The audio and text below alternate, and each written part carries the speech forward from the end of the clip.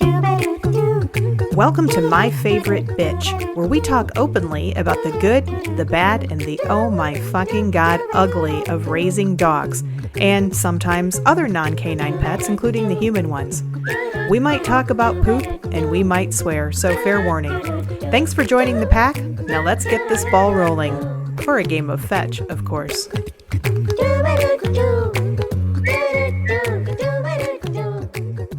Hey everybody, welcome to My Favorite Bitch.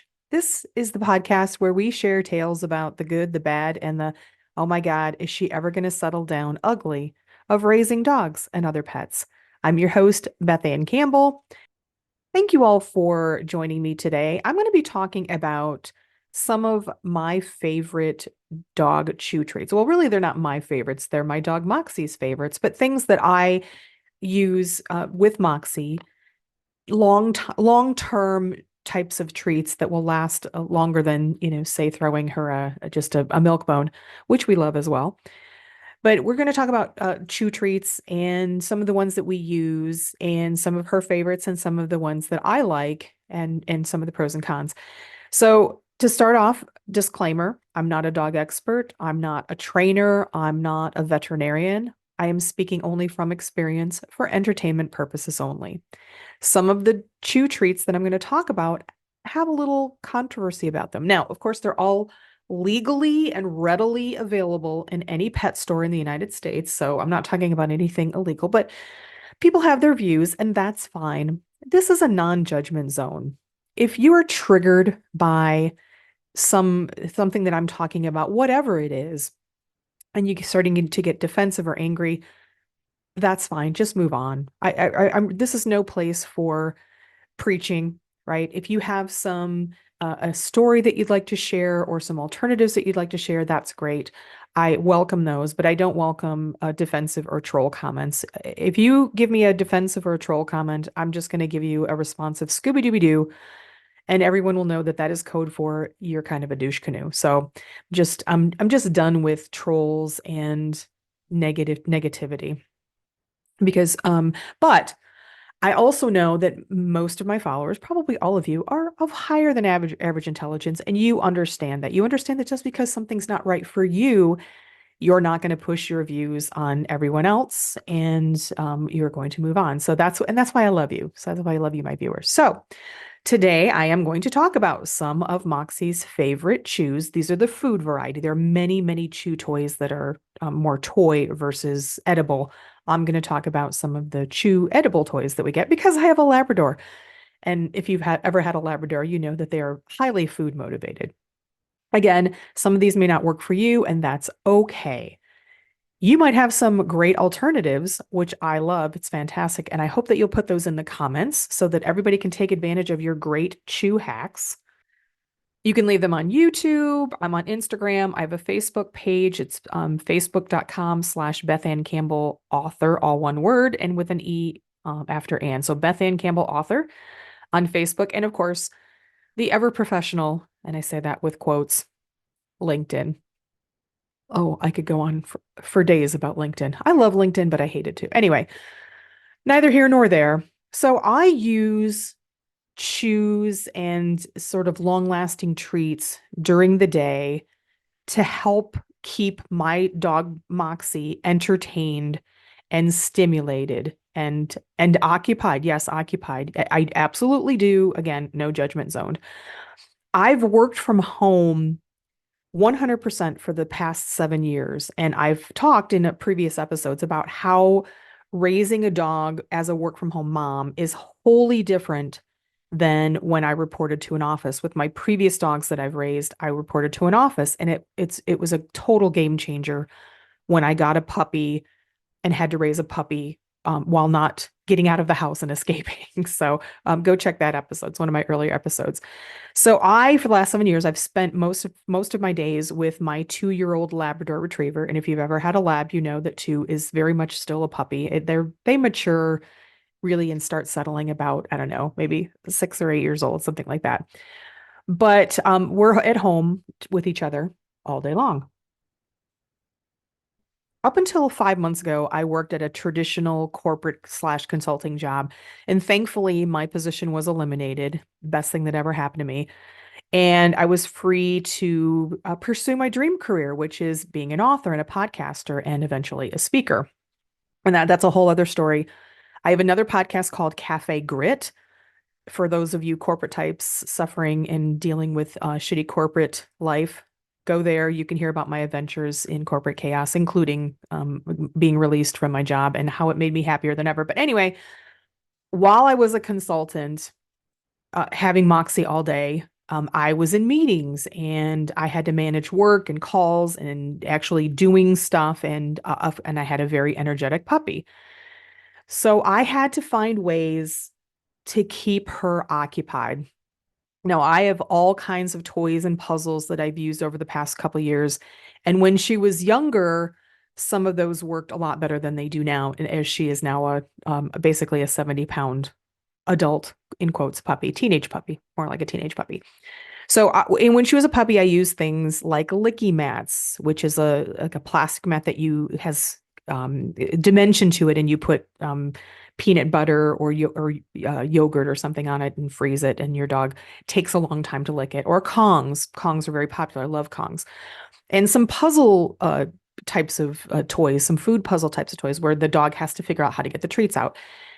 But as an adult dog, those things don't really occupy her for very long anymore. I mean, she will devour, we don't even use licky mats anymore. We used to use them at night for her to settle, but she'll devour even a frozen one. She'll lick everything clean off of that in 2 minutes, and Kong's maybe 5. And she figured the puzzles out pretty quickly. So we had some bobble puzzles and some mats that she had to search for, but she figured them out. And so they don't really last very long either. So as she got older, I started to introduce chew treats that last longer, like bones or hooves or rawhides. And just to, the things that would last a little bit longer than some of the stuff that she used when she was a puppy.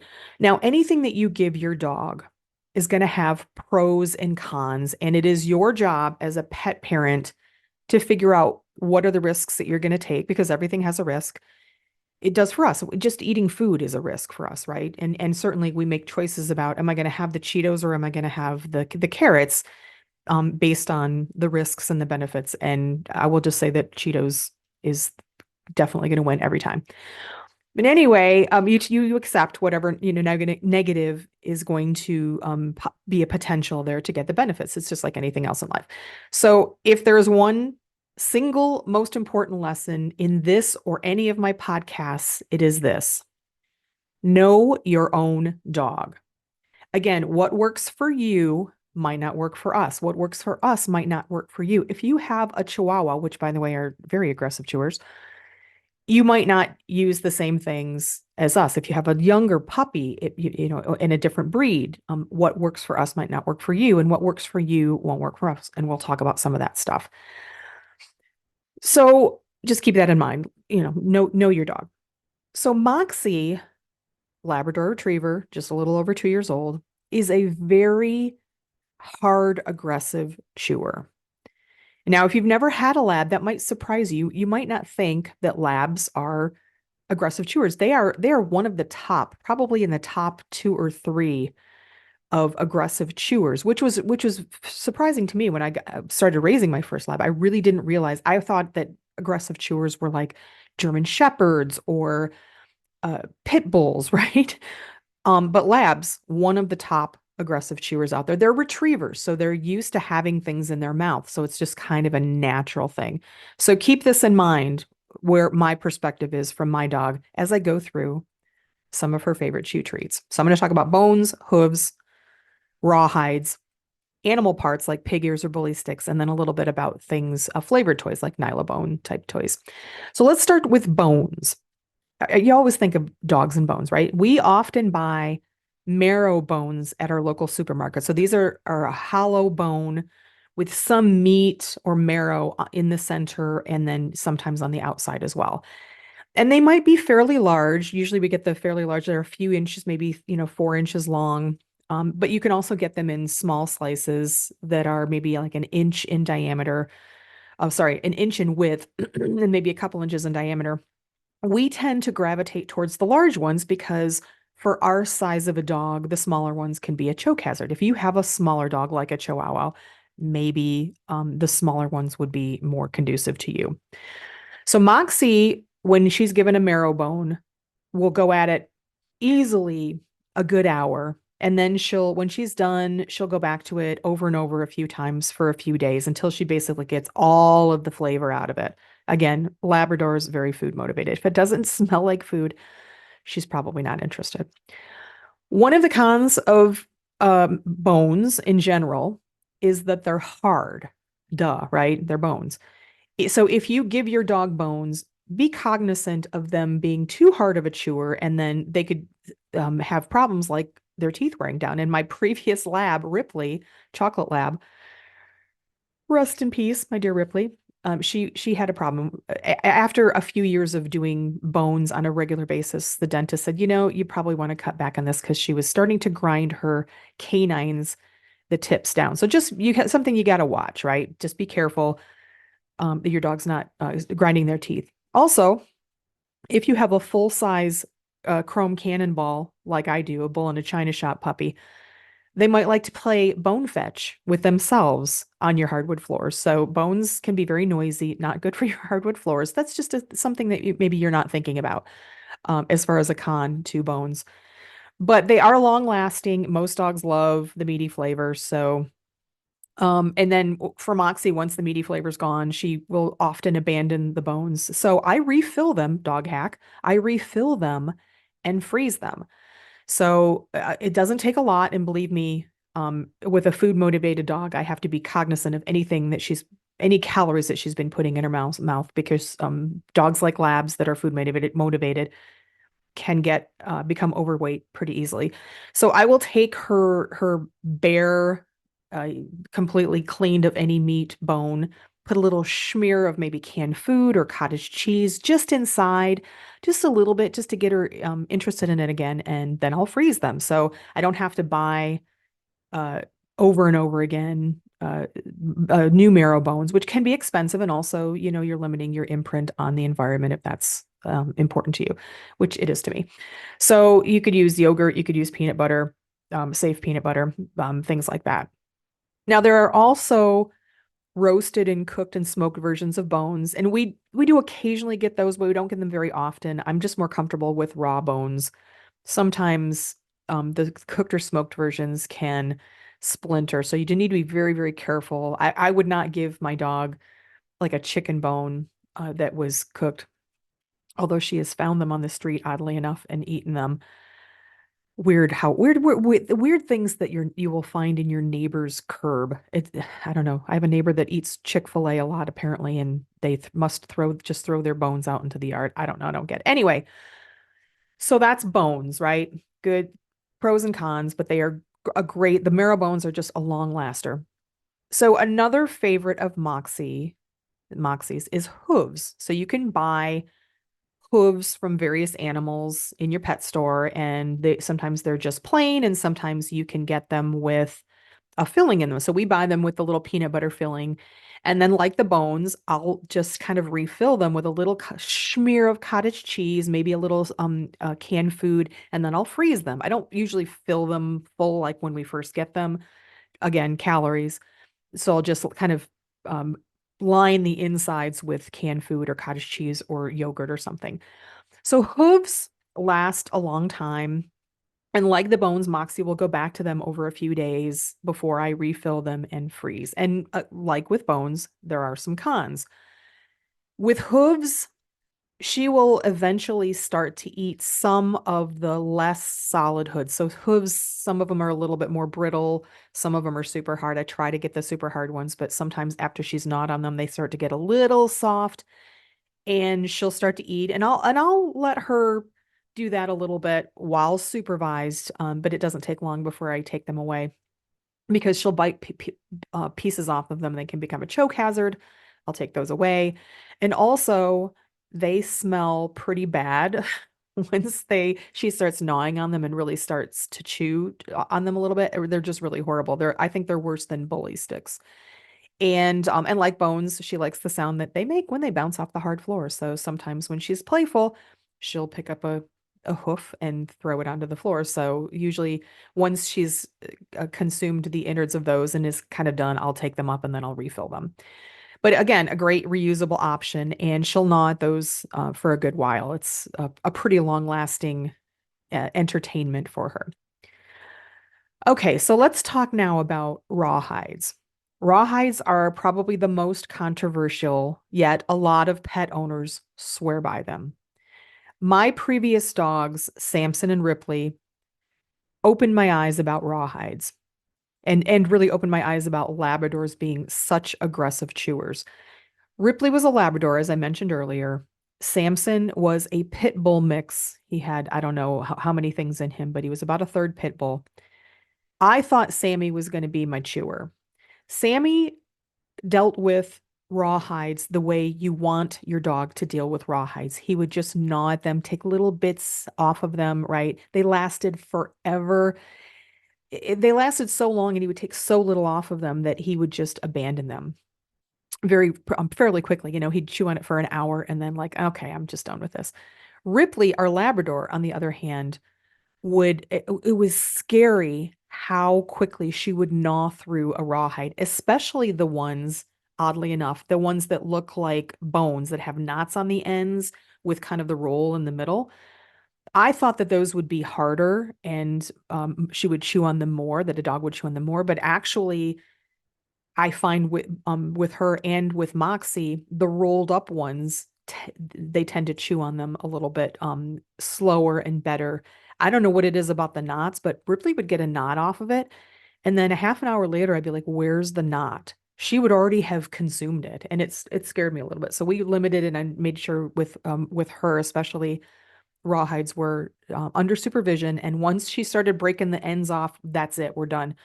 I would pick them up and she could get them later when we were supervising again. So be careful with rawhides. And I've discovered with my other two dogs again that there are different ways that dogs will deal with rawhides. Rawhides are really meant to be gnawed and little bits chewed off, and a lot of dogs will handle rawhides in this manner. But with labs, they're too aggressive of chewers to have rawhides much, in my opinion. So I do limit them. We do use them. We do the roll up kind, but I limit them. And but if you have a gnar, if you have a dog that's really good about just chewing and taking little bits, they can be great. They'll last a long time. Just be careful with your hard chewers. Sometimes dog will swallow a big flap of wet rawhide. So that's when you have to be careful because they can cause digestive issues and blockages and can be sometimes dangerous. So rawhide with supervision, know your own dog. Moxie doesn't tend to eat the big flaps. She buries them. So once there's just a flap left, that's like the precious. So she has to go and bury it and rebury it. And so it's kind of fun to watch. But so it's like a bonus for her that it even occupies her even longer. So when we use a rawhide, which is not often, but I do use them, and the rolled up kind, I will put a little canned food on the ends and then I'll freeze them. And that just makes them last longer, but also that'll get her chewing because again, I don't like buying the flavored rawhides. Sometimes I don't know what's in those. And she kind of prefers the plain ones, but as with any food motivated dog, if it doesn't taste like something, so I put a little bit of canned food on the end and let her go at that. So there are a lot of rawhide alternatives out there.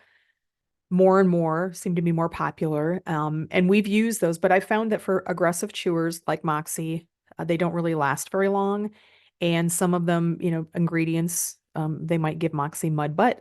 So, nobody wants their dog to have mud butts. So, especially if you're a poop scene investigator like myself. So we tend to pass on those, but they might work for you if you have a dog that is less of an aggressive chewer. Okay, so some of the other favorite chews from Moxie are animal parts like pig ears or bully sticks. I didn't talk about antlers. Antlers kind of falls in with hooves. We're not crazy about antlers, but some people love them. But pig ears and bully sticks, so like more the sort of cartilagey and soft, chewy but soft softer types of non-bone animal parts. I happen to have a bit of a picky dog. So she loves pig ears and she loves bully sticks, but she likes certain brands better than others. I tend to get the plain pig ears, not the smoked ones. She doesn't care for the smoked ones. And then just the plain old bully sticks, not the odor-free ones. It doesn't bother me at all. I don't really smell them unless I get up close. And I try to get them made in the US. I'm not like anti-China at all. I just sometimes you don't know with foods what is in stuff. So I just try to get made in the USA. So I buy my bully sticks on Amazon. So Moxie loves bully sticks. With many dogs, the worse it smells, the more they love it. So we use bully sticks, and I always use a bully stick holder. So you can buy these on Amazon or in a pet store, and it has a hole in the middle, and then it has a little twisty tightener thing that holds the bully stick in there, so that when they get down to the little 1-inch nubby, which is the choking hazard part, that doesn't come out of the holder. And so I've got one that I used. It's a blue. I'll try to see if I can look that up and put it in the notes. But find yourself a good bully stick holder if you use the bully sticks. And bully sticks I love at night. So Moxie, there's like the witching hour at like dusk, and Moxie comes home and Daddy comes home, or Moxie's home and Daddy comes home. And oftentimes, if it's nicer weather, which is, i.e., not snowing, even if it's cold, my husband will play fetch with Moxie for an hour or more, and she gets very hyped up, and it's at night. Bully sticks are a great way. I just get the shorter ones, like a 6-inch one, and that'll help her. It gets her down on the floor in her little spot where she likes to chew and settle down. So then after that, she'll fall asleep, because now we're talking about it's close to bedtime. Pig ears are another favorite.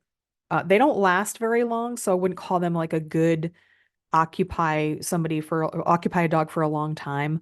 But like the bully sticks, I might give her one again when she's hyped up at night after playing fetch or swimming in the pool in the summertime. And that helps her to get her down on the floor and settled before bedtime. So they don't last very long, but they help her to just get in that mood. Okay, so those are some of the animal parts. So the last type of chew that I want to talk about that we've used in the past is the flavored toy type. So Moxie has had these would be like a Nylabone type of a thing. Moxie's had these in the past, but she really loses interest, and probably because they're very, very hard, and she can't actually eat them. They're not really meant to be eaten. They're meant to be just chewed, and sometimes they have a flavoring. So the softer ones I've avoided because she will bite into them, and I don't want her eating the nylon. And then the harder ones, she just doesn't seem to have a whole lot of interest in. And there are edible versions of some of these sort of Nylabone brand type of things, and she does like those. But like the pig ears, they don't last long. But for some dogs I know people have told me that they swear by their Nylabone type of dogs. So if those work for you, great. We don't tend to use those a ton. So these are just some of the chew treats that we use for enrichment and stimulation, keeping our dog occupied, settling in, and settling down when they're hyped up. There are so many more out there. I mean, our local pet store, it's not even that huge, has like 3 aisles, both sides of different types of dog treats, and most of them are at least 2 of them are chew based. So what do you use for long-term chew treats? Let me know in the comments. I want to hear, because I want your ideas and maybe some of the hacks that you have. Again, find me on YouTube. I'm on Threads, Instagram, Facebook, and LinkedIn. If you go to bethannecampbell.com, you will get links to all my social media. If you add a /MFB or hit the podcast link, you can go to the My Favorite Bitch page, and it will have links to episodes of this podcast and others if you're interested. I want to thank you all for listening. I love doing this podcast. I love talking about dogs. I look forward to your chew treat ideas. But for now, go out, find a nice sunny spot for a nap, or play a game of fetch, or have yourself a nice chew treat. Whatever you do, take it easy. Thanks for listening. Thank you for joining My Favorite Bitch, where we don't hold back about what it's like to raise that little fucker of a pet. We hope you had fun. I'm your host, Beth Ann Campbell, and you can reach me on Instagram or Facebook as TheBean67. That's TheBeann 67. And also on Instagram as Moxie Blue Yule. That's my dog's site, she insisted. I'm also on LinkedIn as Beth Ann Campbell, that's Ann with an E, and check out my YouTube channel, Beth Ann Campbell, where you can find this podcast and other fun videos on the playlist My Favorite Bitch. Remember, we are not trained dog professionals in any way, so please consult the real experts and do your research on anything you hear on this program. We barely know what we're doing. Now go give your pet some snuggles, and we'll catch you after a good nap and some tasty treats.